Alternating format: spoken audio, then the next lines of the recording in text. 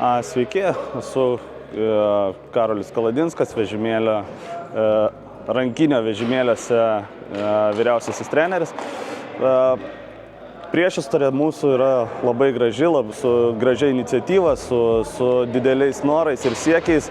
Tai yra suburti naują projektą, naują judėjimą, tai yra nauja sporto šaka, pats rankinis yra su didelė istorija, bet rankinis vežimėliuose tai yra